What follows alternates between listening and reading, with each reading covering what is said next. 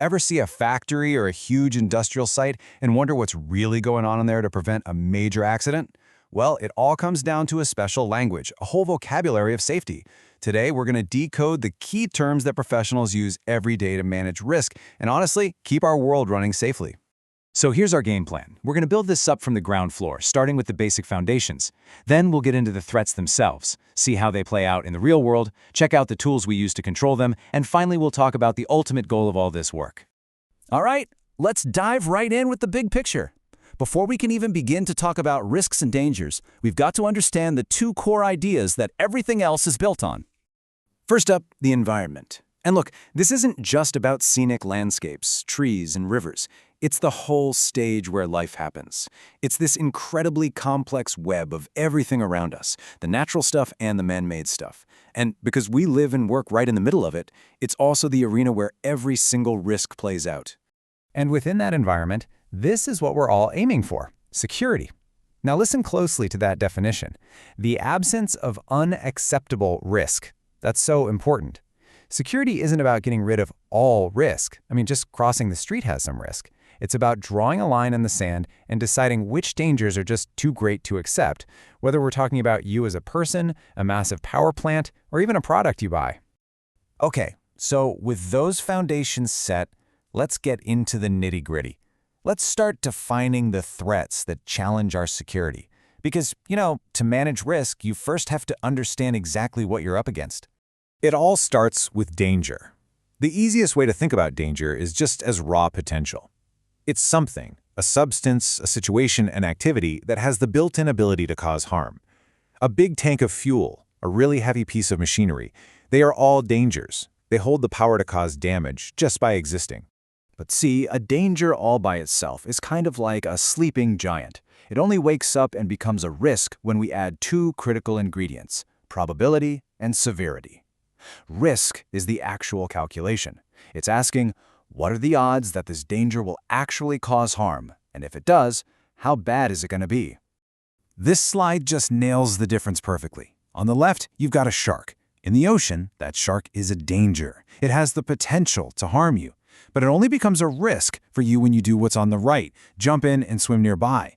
Your action introduces the probability of an encounter and the pretty severe consequences that could follow. It's a simple distinction, but it's the absolute foundation of all safety management. Now let's add one more crucial layer to this: vulnerability. If risk is the chance of getting hit, vulnerability is basically how much it's going to hurt when you do. For example, a house made of wood is way more vulnerable to fire than one made of concrete. Vulnerability is the weak spot, the soft underbelly that a danger can exploit when a risk becomes a reality. So what happens when these threats aren't managed? Well, one of the most visible and damaging consequences is pollution. This is what happens when a risk is realized. Harmful stuff gets released and our environment gets degraded, damaging everything from our own health to entire ecosystems. Okay, so these concepts, danger, risk, vulnerability, they can feel a bit abstract. So where do they become real everyday challenges? Where do we have to confront them most often? Well, the answer is literally all around us. It's in the industrial and agricultural sites that power our entire world. These are the places making our fuel, manufacturing our goods, and growing our food. And by their very nature, they're the places where dangers are the most concentrated. In fact, these sites are so significant that they often get a special designation, like classified installation. Now, don't let the word classified throw you off. It doesn't mean secret. It just means they've been officially identified and categorized because they have a high potential for risk. That label is a signal that they need extra attention and strict rules to protect everyone. And a very common danger you'll find inside these facilities: hydrocarbons. These are the basic building blocks of things like oil and natural gas. They're the engine of our economy, for sure, but they're also a classic double-edged sword, incredibly useful, but also highly flammable and a major potential source of pollution. It's why there's such a huge focus in industrial safety. So given that we have all these risks concentrated in these important places, how in the world do we manage them and maintain security? We obviously can't get rid of danger completely, so we have to rely on a whole toolbox of procedures to keep that risk at an acceptable level. One of the most powerful tools in that toolbox isn't some fancy gadget. It's a document, the work permit. You can think of it as a forced safety conversation. Before anyone can start a potentially dangerous job, this permit makes everyone stop, identify the specific dangers they're about to face, and agree on the exact safety measures they'll use to keep that risk under control. And of course, for when things do go wrong, we have emergency tools. An extinguishing agent is simply the active stuff inside a fire extinguisher. Whether it's water, foam, or some kind of chemical powder, its one and only job is to interrupt the chemical reaction of a fire, turning a potential catastrophe into a controlled incident. All right, for our last section, let's zoom all the way out. We've talked about defining threats and using tools to control them, but why? Why do we go to all this trouble? What's the end game here?